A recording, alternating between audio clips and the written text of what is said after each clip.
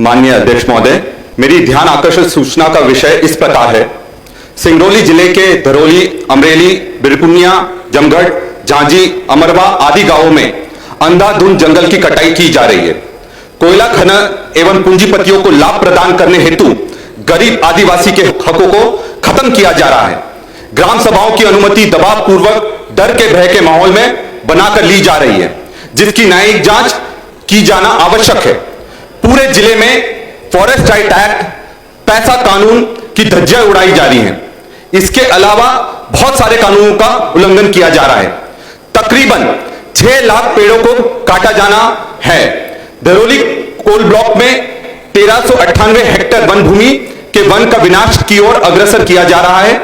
इस जिले में बड़े पैमाने पर वन विनाश से जल स्रोतों पर असर एवं ग्रामीणों का विस्थापन हो रहा है।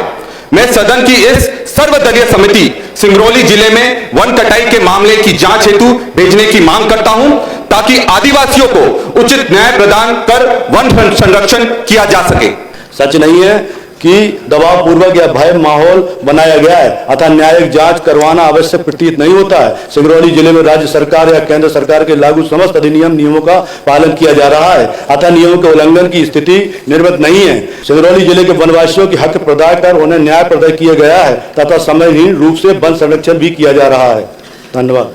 आज भोजनावकाश नहीं होगा, हम लोग भूखे रह जाएंगे। यहां पर मैं आप सबका ध्यान आकर्षण करना चाहूंगा, ऐसा कि कल संसदीय कार्य मंत्री कैलाश विजयवर्गीय जी ने कहा था कि हम लोग कोई मुखौटा नहीं है, हम जनता की आवाज हैं। और यहां पर बैठा प्रत्येक व्यक्ति 3 लाख से ज्यादा लोगों का प्रतिनिधित्व करता है।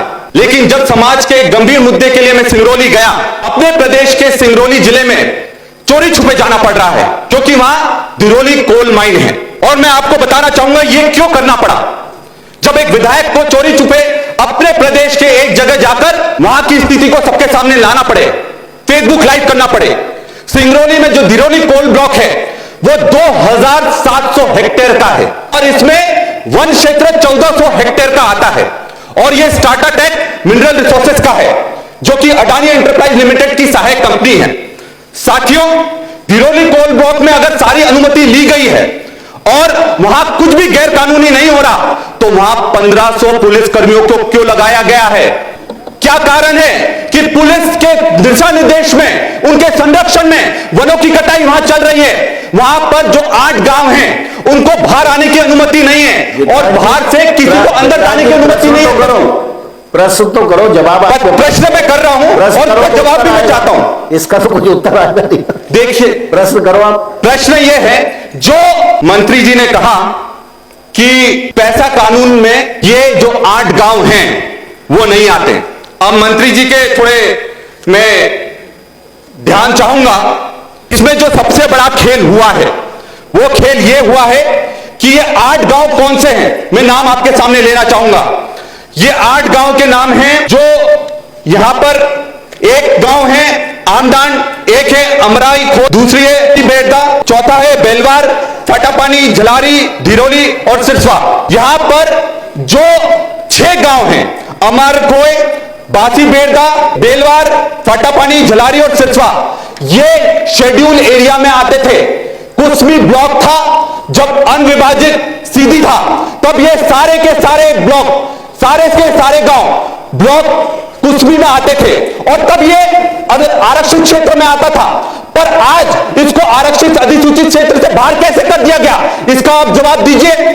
और सबसे बड़ी जो दुख की बात है कि इसका नाम धरौली रखा गया। धरौली क्यों रखा गया अध्यक्ष जी? वो इसलिए रखा गया क्योंकि धरौली अधिकृत अधिसूचित क्षेत्र में नहीं आता। बाकी जो 6 गांव हैं वो अधिसूचित क्षेत्र में आते हैं। इस पर मैं चाहूंगा कि मंत्री जी अपना स्पष्ट करें अपना वक्तव्य। बैठिए, चोरी उरी वाली बात नहीं है। जो केंद्र सरकार हमारी सेंटर से government of India ministry of environment forest की एक परमिशन भी है। सारी चीजें सबके सामने, इसमें कोई लुकी छुपी तो वाली बात नहीं है। मगर मुझे समझ में ये नहीं आ रहा अध्यक्ष महोदय कि इसमें कोई समस्या तो इन्हें होना ही नहीं चाहिए। जितने पेड़ काटे जा रहे उतने पेड़ भी लगाए जा रहे हैं। पेड़ काटना, 6 लाख पेड़ काटना, ये कहां की मानवता है? विक्रांत जी, माननीय अध्यक्ष महोदय, कि जितने पेड़ काटे जा रहे हैं उतने पेड़ लगाए जा रहे हैं, जितनी जमीन जा रही है उतनी जमीन भी उपलब्ध हो गई है। अब 485 लगभग करोड़ रुपया सालाना शासन को भी मिलेगा। तो मुझे लगता है कि विधायक जी को तो धन्यवाद देना चाहिए हमारी सरकार का, इसमें कोई ऐसी आपत्ति वाले विषय तो है नहीं है। अध्यक्ष जी, मेरा सवाल साफ है। देखिए कि ये जो बात कर रहे हैं और जो पेड़ लगाने की बात कर रहे हैं, ये भी मैं सदन के सामने रखना चाहूंगा। सिंगरौली से पेड़ काटकर आप कहां लगा रहे हो? सागर में, रायसेन में, शिवपुरी में, आगर मालवा में। तो जो सिंगरौली के लोग हैं उनका क्या होगा? वहां अगर आप सारे पेड़ काट दोगे, आप दूसरी जगह लगा दोगे, तो वहां के लोग जो ऑक्सीजन की कमी में, जो सिंगरौली का AQI सबसे ज्यादा है पूरे प्रदेश में, इसकी जवाबदारी कौन लेगा?